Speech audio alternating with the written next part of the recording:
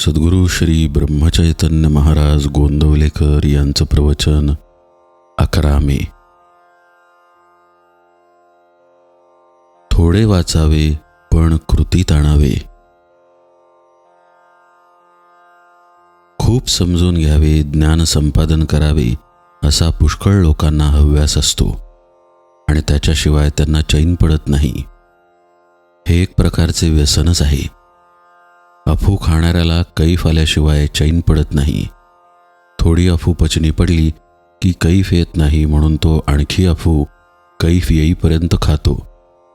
असे होता होता अधिकाधिक अफू पचनी पडत जाते आणि शेवटी इतकी अफू खाण्याची वेळ येते की त्यातच त्याचा अंत होतो. ज्ञान संपादनाच्या हव्यासाचे असेच आहे. म्हणून थोडेच वाचून समजून घ्यावे आणि ते कृतीत आणावे. नाहीतर जन्मभर ज्ञान संपादण्यात वेळ जातो आणि कृती न झाल्या कारणाने पदरात काहीच पडत नाही. मनुष्याला पोटभर जेवायला 25-30 मिनिटे पुरेशी होतात, पण जेवलेल्या अन्नाचे पचन होण्यासाठी 5-6 तास जावे लागतात. मनुष्य एकसारखा जर खातच राहिला तर त्याला अजीर्ण होऊन तब्येत बिघडेल आणि त्यातच त्याचा अंत होईल. म्हणून नुसते वाचितच बसू नये. थोडेच वाचावे पण ते कृतीत आणण्याचा प्रयत्न करावा.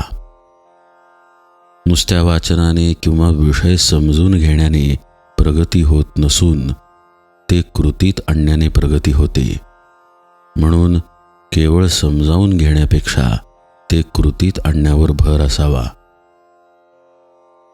आपले आकुंचित मन विशाल करणे, आपण स्वार्थी आहोत ते निस्वार्थी बनणे, हेच खऱ्या वेदांताचे मर्म आहे. नुसत्या विचाराने तत्वज्ञान निश्चित होणार नाही. त्यासाठी साधना करायला पाहिजे. जग सुधारण्याच्या नादी लागू नका. स्वतःला सुधारा की त्या मानाने जग सुधारेलच. आपण सुधारलो नाही तर मग जग सुधारले नाहीच. वस्तू ही सुखाचे साधन असून आपण भ्रमाने तिलाच सुखरूप मानतो. याचा परिणाम असा होतो की वस्तूच्या साहाय्याने सुख मिळवण्याचा प्रयत्न करण्याच्या ऐवजी आपण वस्तूच जास्त जास्त मिळवण्याच्या मागे लागतो आणि शेवटी दुःखी बनतो.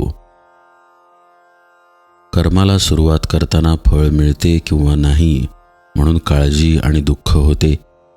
कर्म करीत असताना फळाकडे चित्त लागल्याने कर्माचे कष्ट होतात म्हणून दुःख होते.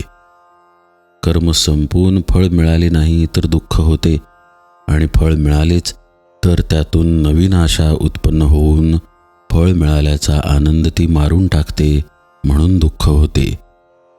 सारांश अथपासून इतिपर्यंत दुःखच पदरात पडते. यासाठी फळाची अपेक्षा सोडून कर्म करू लागलो की ते कर्म करीत असतानाच मनाला समाधान प्राप्त होते. म्हणून परमार्थामध्ये रोकडा व्यवहार आहे, उधारीचा नाही, असे सर्व संतांचे सांगणे आहे.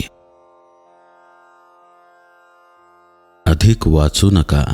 जे काही थोडे वाचाल त्याचे मनन करा आणि ते कृतीत आणा. जानकी जीवन स्मरण जय जय राम.